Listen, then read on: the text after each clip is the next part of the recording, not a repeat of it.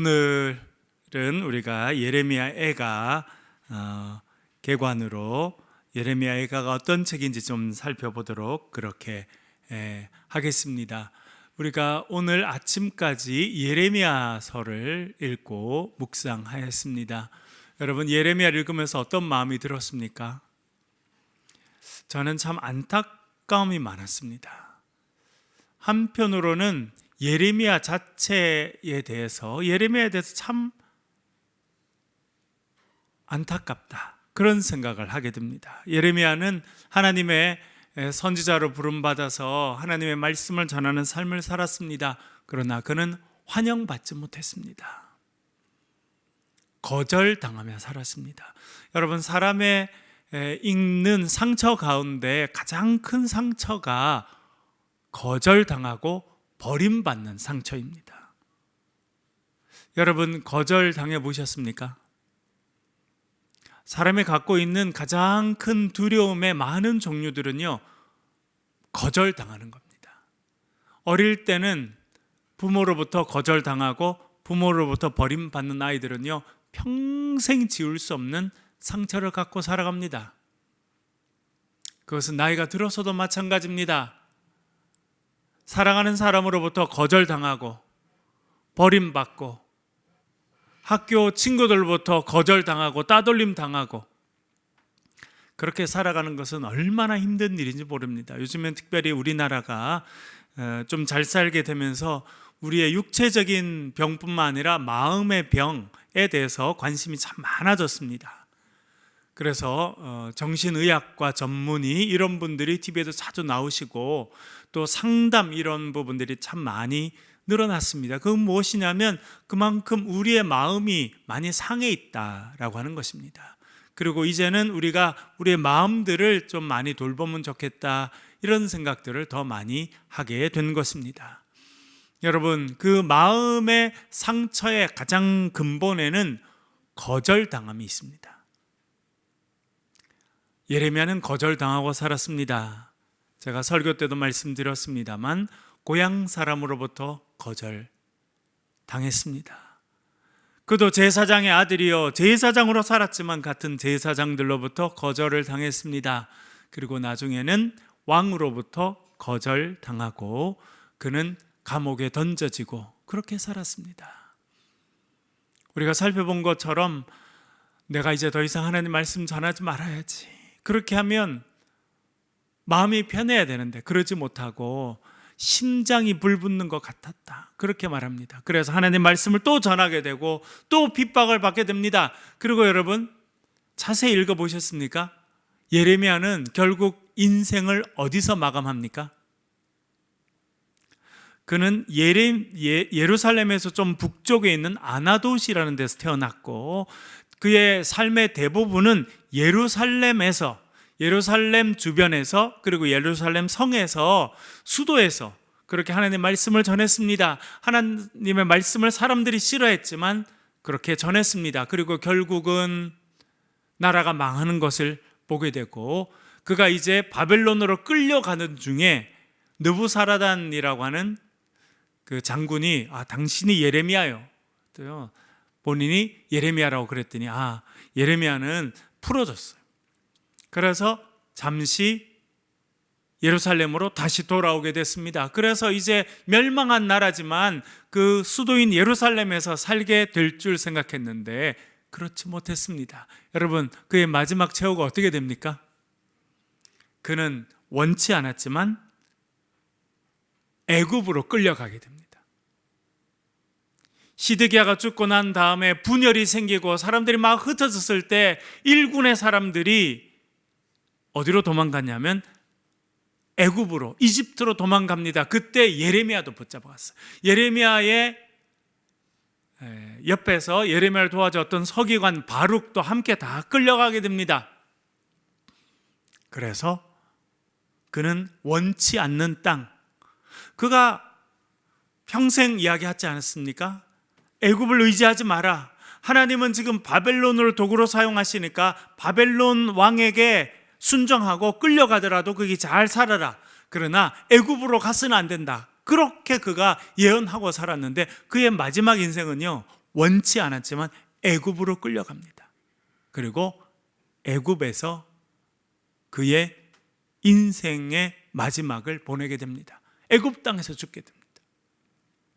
저는 또 목회자로서 예레미야가 선지자고 하나님의 종이고 목회자로 생각한다면 참 힘든 삶을 살았다.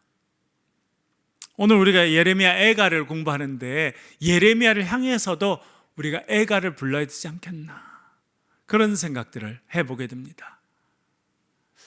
그래서 예레미야를 우리가 쭉 묵상하면서 참 은혜의 말씀도 있고 위로의 말씀도 있지만 참 마음이 찹찹해지는 그런 생각을 하게 됐습니다. 예레미야 자체도 그렇고요. 여러분 제일 마지막 52장에 보니까 누가 또 나옵니까? 시드기야 왕이 또 나옵니다. 시드기야 왕이 두 눈이 뽑힌 이야기가 또 등장하고, 그가 두 눈 뽑히기 전에 뭘 마지막으로 봤다는 겁니까?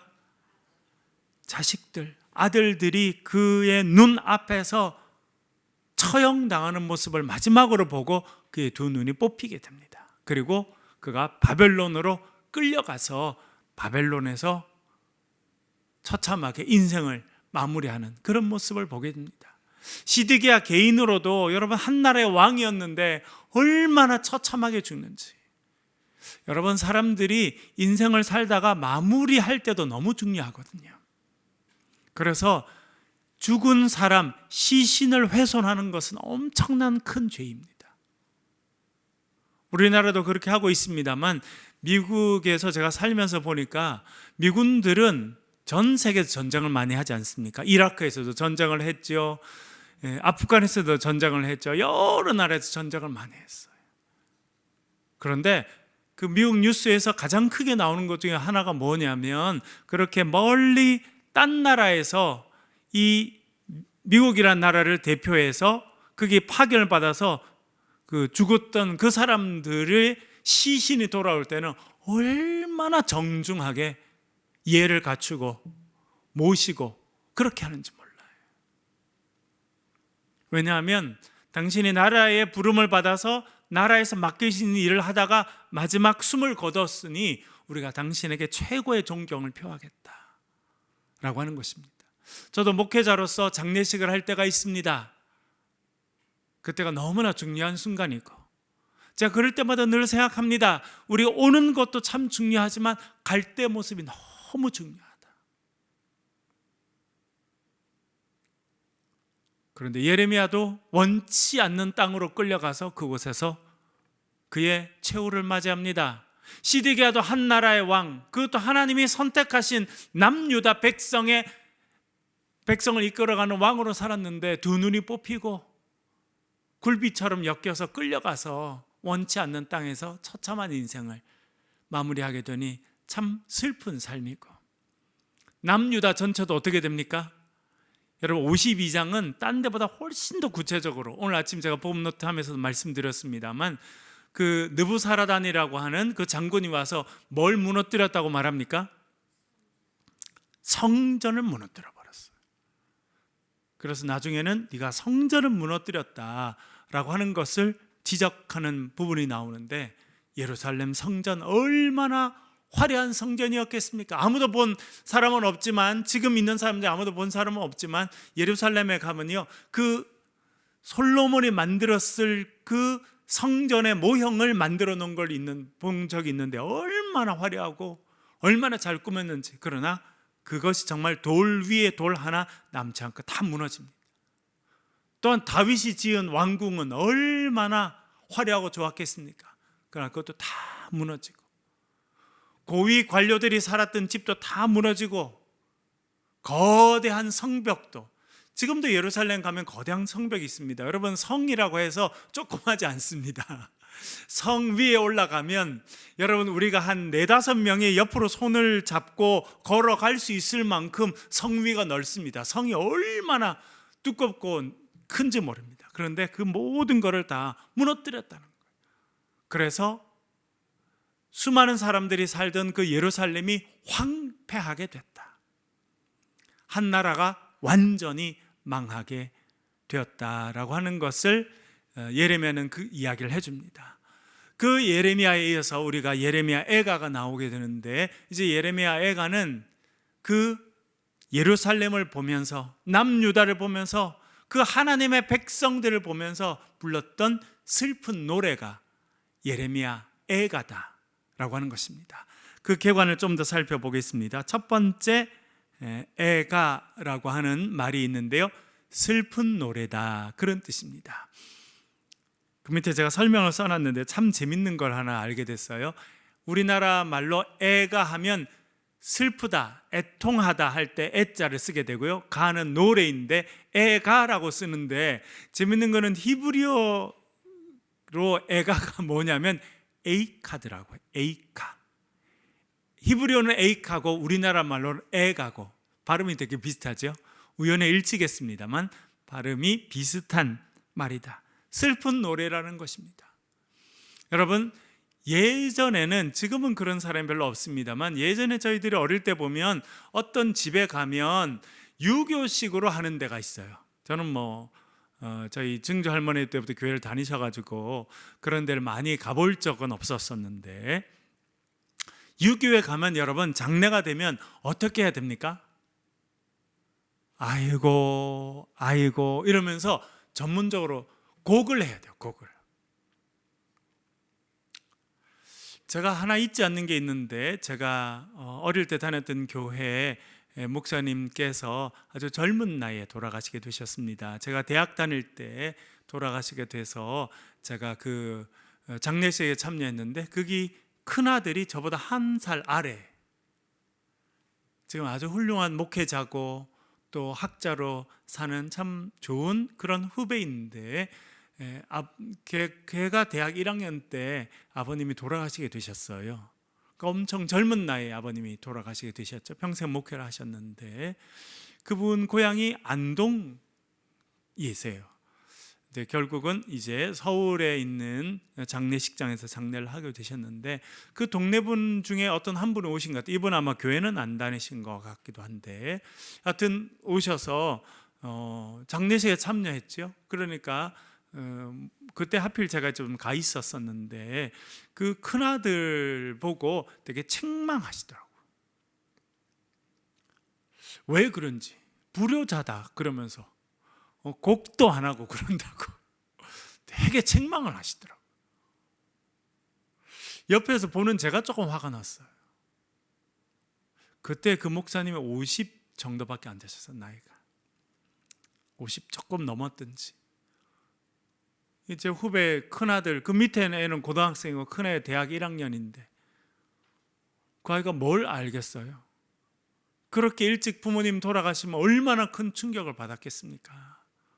그렇게 책망할 일이 아닌데, 야 힘내라, 그렇게 격려해 주면 좋을 텐데 왜 이렇게 책망하는 문화가 됐는지, 참 그때는 옆에 제가 보면서 좀 화가 나더라고요.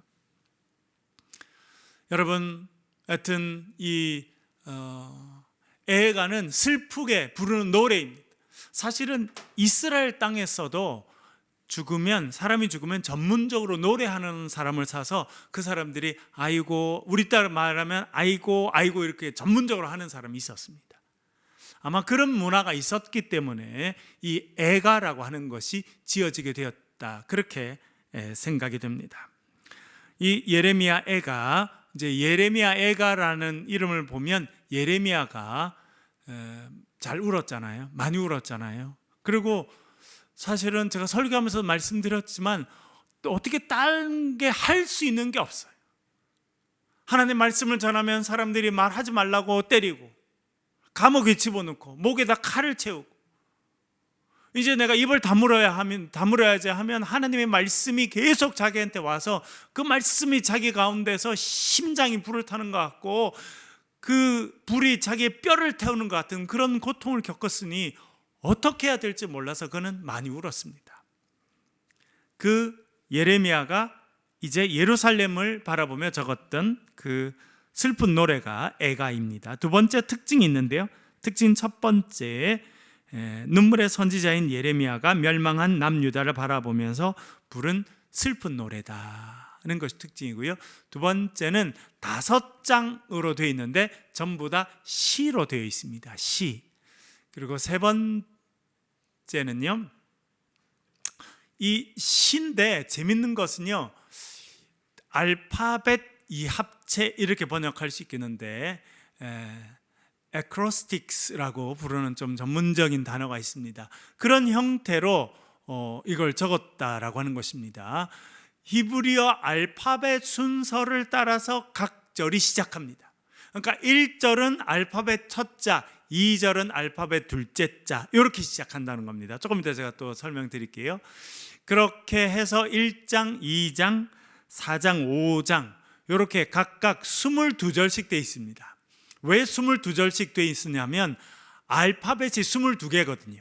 그러니까 알파벳 1절은 알파벳 첫 자, 2절은 알파벳 두 번째 자, 이러니까 22개의 알파벳을 다 첫 자로 사용하면 22절이 되겠죠. 그래서 1장, 2장, 4장, 5절은 다 22절로만 되어 있습니다. 그런데 3장은 66절이 되어 있어요. 무슨 의미일까요? 66절로 되어 있다는 것은 22개가 3번씩 쓰였다. 그렇죠? 그러니까 22 곱하기 3 하면 66이 되는 것이죠. 그러니까 사실은 이 예레미야 애가는요, 대단히 전문가가 썼다는 겁니다. 아주 시적인 능력이 있는 사람일 뿐만 아니라, 여러분, 예를 들어 영어로 A로 시작하는 단어로 한 문장을 시작하고, 두 번째는 B로 시작하는 단어, 세 번째는 C로 시작하는 단어, 네 번째는 D로 시작하는 단어, 이렇게 써야 된다는 겁니다. 그러니까 우리나라 말로 하면 첫 줄은 가로 시작하는, 두 번째는 나로 시작하는 단어, 세 번째는 다로 시작하는 단어, 네 번째 줄은 라로 시작, 가나다라 마바사, 이렇게 시작하는 단어를 찾아서 그 단어를 제일 먼저 집어넣고 문장을 썼다는 것입니다. 그러니까 내용도 되게 슬픈 애가여야 됐는데, 그것을 표현하는 방식도 알파벳의 첫 자를 사용하고 있는 단어를 콕 집어서 사용했다는 겁니다. 이것은 엄청난 전문가의 솜씨다라고 하는 것으로 이해할 수 있습니다.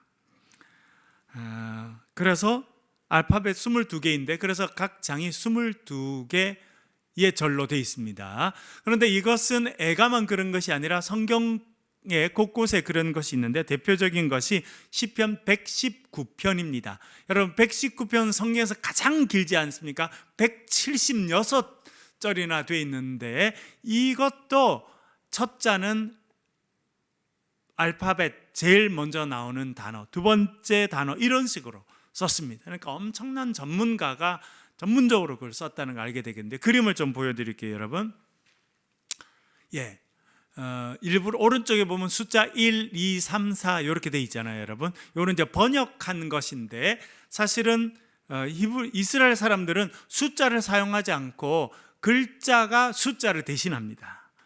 처음에 보면 1이라고 써 있죠, 여러분. 그 옆에 이렇게 뿔이 나온 것 같이 이렇게 돼 있는데, 그것이 첫 알파벳 첫 자인데 알레프라는 숫자입니다. 알레프라는 글자인데, 그것이 알파벳 첫 글자예요.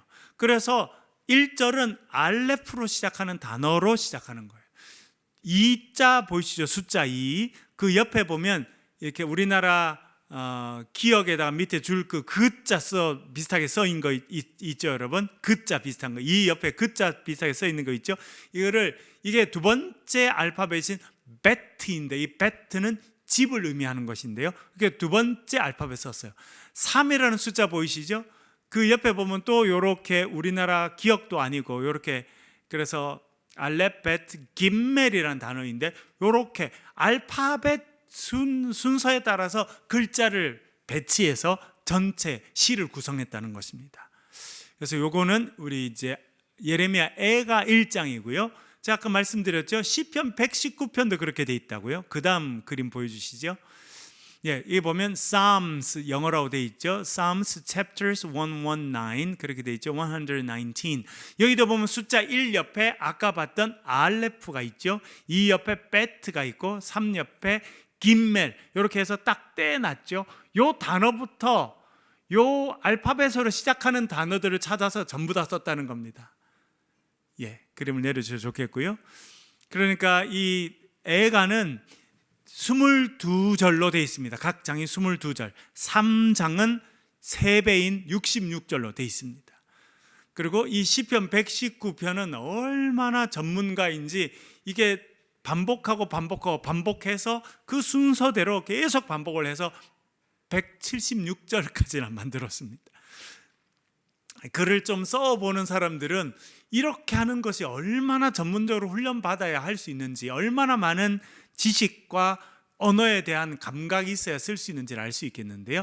그러니까 이 애가는 그런 면에서 아주 높은 수준의 시인이며 작가인 사람이 쓴 것이다 라고 하는 것을 알 수 있는 근거가 되겠습니다. 장별 내용을 한번 살펴보겠습니다. 1장인데요 1장은 예루살렘을 뭐로 비유하고 있다는 겁니까? 과부. 그러니까 예루살렘인데 마치 남편을 잃고 버림받은 과부가 슬피 우는 것처럼 그렇게 표현해 두고 있다는 것입니다. 여러분, 특별히 구약시대 때 가장 사회적인 약자 하면 세 부류의 사람들을 꼽았습니다. 지금도 마찬가지입니다. 사실 지금 21세기 우리나라가 잘 살게 됐지만 21세기도 마찬가지예요. 그 옛날 예루살렘은 더했습니다. 그 세 부류의 사람들이 누구였습니까? 과부, 고아, 외국인, 나그네라고 할 때 이때 나그네는 타 지역에서 온 사람, 특별히 외국에서 온 사람을 말했습니다. 이 과부, 고아, 외국인, 나그네, 이 세 명은, 세 부류의 사람들은 도와줄 사람이 없는 사회에서 가장 약한 사람들이었습니다. 특별히 여인 중에 가장 불쌍한 여인이다라고 하면 결혼을 했으나 남편과 사별하거나 혹은 남편이 전쟁터에 가서 죽었거나 혹은 남편에게 버림받은, 그래서 과부가 된 그 여인이 그 사회에서는 가장 좀 연약하고 좀 불쌍하다 이렇게 생각하는 여인이었던 것 같습니다. 그래서 이 예루살렘을 과부로 표현해 두고 있습니다. 예레미야 애가 1장 1절과 2절 우리 천천히 한번 읽어 보겠습니다. 같이 읽겠습니다. 시작. 슬프다 이 성이여, 전에는 사람들이 많더니 이제는 어찌 그리 적막하게 앉았는고. 전에는 열국 중에 크던 자가 이제는 과부같이 되었고, 전에는 열방 중에 공주였던 자가 이제는 강제 노동을 하는 자가 되었도다. 밤에는 슬피 우니 눈물이 뺨에 흐름이요, 사랑하던 자들 중에 그에게 위로하는 자가 없고 친구들도 다 배반하여 원수들이 되었도다. 아멘. 전에는 열국 중에 크던 자가 이제는 과부가 됐구나.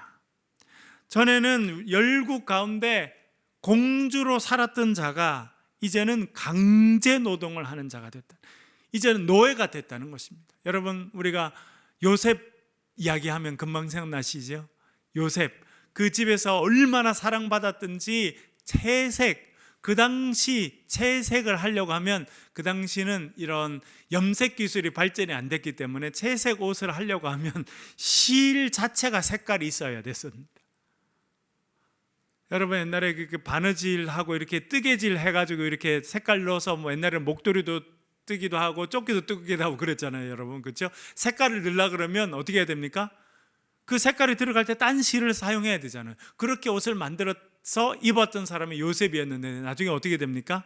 형들의 미움 받아서 애굽에 팔려가서 노예로 살게 됩니다.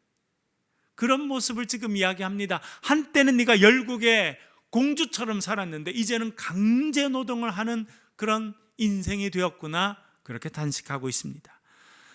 그렇게 바벨론으로 끌려가서 강제 노동을 하고 인간다운 취급을 받지 못하니까 얼마나 힘들었겠습니까? 그래서 끌려갔던 포로들은 밤에 슬피 울어서 눈물이 뺨을 적시고 흘렀을 것이다, 그렇게 말해주고 있습니다. 그런데 그렇게 포로로 끌려갔던 사람뿐만 아니라 그 땅에 남아있는 사람들도 마찬가지라는 거예요. 여러분, 성전에 예배하러 올라갔던 사람들이 성전이 있던 자리를 보면 어떻게 됐겠습니까? 다 폐허가 됐어요. 다 무너졌어요. 눈물이 흘러내렸겠죠. 그 모습을 이야기해주고 있습니다. 그렇게 눈물을 흘리면 어떻게 해야 됩니까? 주위 사람들은 어떻게 해야 돼요? 가서 괜찮다고 도닥거려줘야 돼요. 위로해주고 격려해줘야 되는데 위로할 자가 없다는 겁니다. 그리고 더 가슴 아픈 것은 어떻게 됐다는 겁니까? 친구들, 같이 밥 먹고 같이 놀러 다니고 같이 즐겁게 웃었던 친구들이 배반했고 그 친구들이 원수가 되었다. 여러분, 이것이 어떤 개인의 삶에 일어난 일이라면 집이 다 무너지고, 최근에도 중국에서도 최근에 지진도 있고 그 전에 터키 땅에 지진이 있고 시리아에서도 지진이 있고, 여러분 우리나라는 최근에 집이 약간 흔들릴 정도의 지진이 이 가까운 동네에 있었습니다만 집이 완전히 무너지거나 그러지는 않았었는데요. 여러분, 하루는 밖에 나갔다 왔더니 집이 다 무너져 있더라. 어떤 마음이겠습니까? 살던 집이 완전히 무너진 그런 상태에 폐허로 되어 있다면 얼마나 가슴이 아프겠습니까? 그런데 심지어 친구들이 배반하고 친구들이 원수가 돼서 나를 공격한다면 살고 싶지 않은 마음이 생길 것 같습니다. 그런데 그 상태가 예루살렘이었다는 겁니다. 사실은 그 상태가 또한 포로로 끌려갔던 자들의 인생이다. 그래서 그가 슬피 울게 되었다. 그렇게 말해주고 있습니다. 2장은요, 하나님을 예루살렘을 치는 용사로 우리가 잘 아는 것처럼 바벨론 군인들이 와서 예루살렘을 쳤습니다만, 이 예레미야 애가 2장에서는 하나님께서 예루살렘을 직접 치신 것처럼 그렇게 표현합니다. 왜냐하면 사실은 바벨론이 쓰임을 받았지만 하나님께서 그들을 징벌하신 거거든요. 그래서 눈으로는 바벨론 군인들이 와서 징계했지만 실제로는 하나님께서 하신 것이 아니냐. 그래서 예레미야 애가에서는 이제 하나님께서 예루살렘을 징벌하시는 분으로 그렇게 묘사가 되어 있습니다. 2장 5절 말씀 한번 읽어보겠습니다. 2장 5절입니다. 시작. 주께서 원수같이 되어 예루살렘을 삼키셨으며 그 모든 궁궐들을 삼키셨고 견고한 성들을 무너뜨리사 딸 유다의 근심과 애통을 더하셨도다. 아멘. 주께서 뭐같이 되셨다는 겁니까? 남유다의 원수처럼 되셨다는 겁니다. 그래서 궁궐을 다 무너뜨려 버리고 다윗이 지었던 그 아름다운 백향목으로 지었던 그 아름다운 그 궁궐을 다 무너뜨리시고 성들을 다 무너뜨리시고 성벽이 다 무너지고, 그래서 딸 유다는 유다에게 근심과 애통, 고통을 더하셨다. 이 하나님께서 벌하셨다. 그런 표현이 이제 예레미야 애가 2장에 많이 나옵니다. 3장은 조금 분위기를 바꿔서 예루살렘을 고통당하는 남자로, 1장에서는 과부로 표현했는데 이제 남자로 표현합니다. 그리고 하나님께서 벌하셨지만 결국은 하나님의 사랑이 우리의 죄보다 더 크기 때문에 결국 회복될 것이다 라고 하는 것을 노래하고 있습니다. 애가 3장 26절 한번 읽어보겠습니다. 같이 읽겠습니다. 시작. 사람이 여호와의 구원을 바라고 잠잠히 기다림이 좋도다. 아멘. 뭘 바란다고요? 여호와의 구원을 바라게 된다는 겁니다. 우리의 삶이 처참합니다. 그래서 울 수밖에 없지만 여러분, 딴 데는요 해결 방안이 없어요. 결국 하나님의 구원하심을 기대하고 하나님의 구원의 역사가 있어야 회복되기 때문에 하나님의 구원하심을 바라고 잠잠히 기다리는 것이 좋다, 그렇게 이야기했습니다. 애가 3장 32절 33절도 읽어보겠습니다. 같이 읽겠습니다. 시작. 그가 비록 근심하게 하시나 긍휼히 여기실 것임이라. 주께서 인생으로 고생하게 하시며 근심하게 하심은 본심이 아니시로다. 아멘. 이스라엘 백성들에게 그렇게 이 애가를 지은 분이 알려주는 겁니다. 하나님께서 너희들을 징계하시지만, 너희로 고생하게 하시고 근심하게 하시지만 그것은 하나님의 본심이 아니다. 여러분, 우리가 열왕기부터 지금까지 쭉 읽어왔지 않습니까? 또 이사야도 읽고 또 예레미야까지 우리가 읽어왔습니다. 우리가 이번 토요일부터는 또 에스겔도 읽게 될 것인데요, 이런 예언서에 보면 하나님의 경고와 심판의 메시지가 얼마나 많이 나오는지 모릅니다. 특별히 예레미야는 심판의 메시지를 아주 많이 전했습니다. 그런데 여러분, 하나님의 최종 목적은 심판입니까? 구원입니까? 구원이죠. 근데 왜 하나님은 심판하시고 징계하십니까? 정신 차리라고, 돌아오라고. 어떤 사람은 혹은 어떤 민족은요, 이렇게 매를 맞지 않으면 정신 차리지 못합니다. 참 안타까운 일이죠. 하나님이 예레미야와 같은 선지자를 보내서 경고하십니다. 너 그렇게 하면 안 된다. 그 길로 더 이상 가면 안 된다. 그 길에서 돌이켜라, 돌아서라, 그렇게 말씀하시지만 사람들은 어떻게 합니까? 예레미야에 보니까 사람들이 어떻게 해요? 귀를 막잖아요. 예레미야가 와서 하나님의 말씀을 전하니까 어떻게 합니까? 너 다시 입을 한 번 더 벌리면 너 죽여버린다, 그렇게 하고 감옥에 집어넣고, 찾고 칼을 목에 채워가지고 집어넣고, 어떻게 해요? 또 웅덩이에 집어넣어가지고 굶겨 죽여버리려고. 우리 손으로 뭐 직접 칠 수는 없고 너 그 웅덩이 들어가서 살다가 굶어 죽어라. 그게 전부 다 하나님의 말씀을 거절하는 겁니다. 계속 기회가 주어졌어요. 어떻게 보면 계속 끊임없이 기회가 주어졌습니다. 살 수 있는 기회가. 그리고 여러분, 아까 시드기야 왕 말씀드렸습니다. 우리가 살펴보니까 지난주에 우리 설교할 때 말씀드렸던 구스 사람으로 넷이었던 이 사람 이름이 뭐던가요? 에벳멜렉, 그렇죠? 왕의 종이다. 그래서 에벳멜렉이 그렇게 그 웅덩이에 집어넣어놓고 죽으면 어떻게 하겠습니까? 그랬더니 그러면 좀 데리고 와라. 그렇게 해가지고 또 구해주기도 하고, 나중에는 시드기야가 어떻게 해요, 여러분? 예레미야를 개인적으로 부르잖아요. 왕이 혼자 1대1로 예레미야를 만납니다. 그리고 자기도 궁금하니까 물어보잖아요. 하나님께서 네게 뭐 말씀하신 게 없느냐? 그때라도 회개했어야 되는데 자기가 듣고 싶은 대로 말 안 해준다고. 여러분, 참 예레미야도 보니까, 예레미야도 그렇고 예레미야 시대 사람들도 그렇고 꼭 우리 모습도 그래요. 우리는 뭘 해주길 바래요? 내 귀에 듣고 싶은 거 말 해주면 좋은 사람이고, 내 귀에 듣고 싶은 거 말 안 해주면 나쁜 사람이에요. 저도 목회하면서 참 많이 느끼게 됩니다. 저도 그런 우둔함을 갖고 있으리라 생각하는데, 목회를 하면서 제일 안타까운 게 그거예요. 집사님 혹은 뭐 어떤 성도님, 이거 이렇게 하시면 좋겠어요. 이거 더 이상 하지 않으시면 좋겠습니다. 이거 하면 죽는 길입니다. 안 되는 길입니다. 하면 싫다 그래요. 다 원하는 게 뭐냐면 박수 쳐주길 바래요. 지금 그 사람이 건강이나 가족이나 모든 면에서 지금 벼랑 끝으로 달려가고 있는 게 목회자인 저의 눈에는 보이거든요. 그래서 벼랑 끝으로 달려가시지 말라고, 거기서 멈춰서 돌아서시라고 그러면 다 싫어요.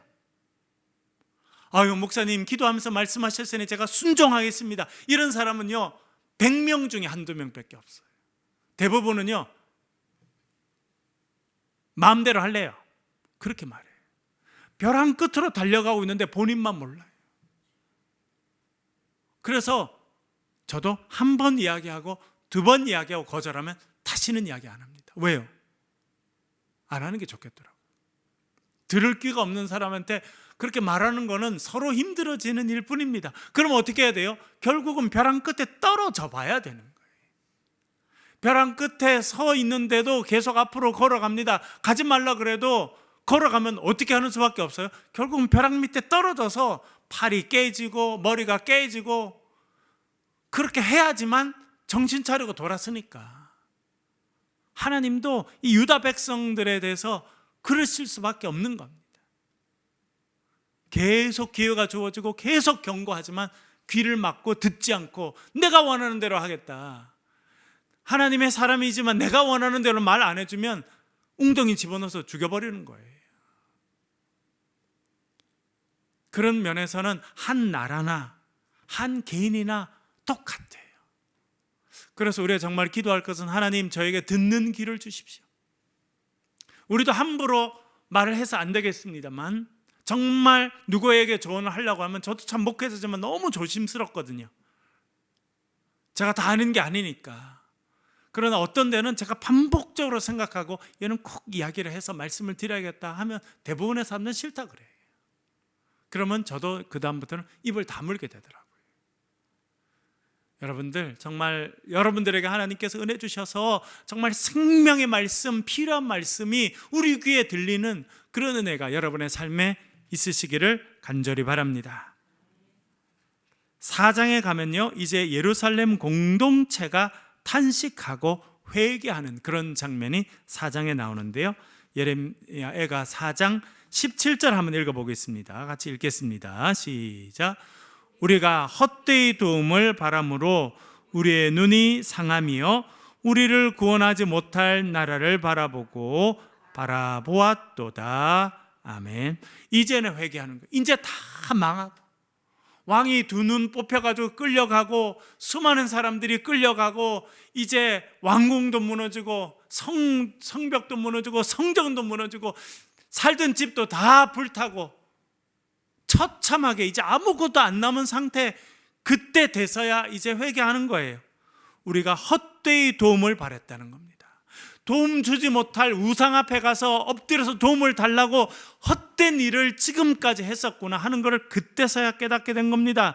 우리가 구원하지 못할 그 나라, 애굽이 구원하지 못할 텐데도 꼭 애굽에게 사절단을 보내고 도와달라고 하고 그렇게 해도 소용이 없었죠. 결국 다 망하고 난 다음에 우리가 잘못했다 그렇게 하게 된 것입니다. 이렇게까지 안 갔으면 좋았을 뻔했지만 그렇게 가야지. 어떻게 보면 남유다는요 그렇게 완전히 망해서 성전도 무너지고 왕궁도 무너지고 눈앞에 보이던 모든 것이 없어져야 그때서야 하나님을 바라보는 백성이었던 것 같습니다. 그래서 하나님께서 눈에 보이는 모든 것들을 없애버린 거예요. 폐허로 만든 겁니다. 자기들이 의지하고 살았던 모든 걸 싹 없애버린 겁니다. 그래야지만 주를 바라보니까. 그때서 이 백성들이 하나님 앞에 탄식하고 돌아오게 됩니다.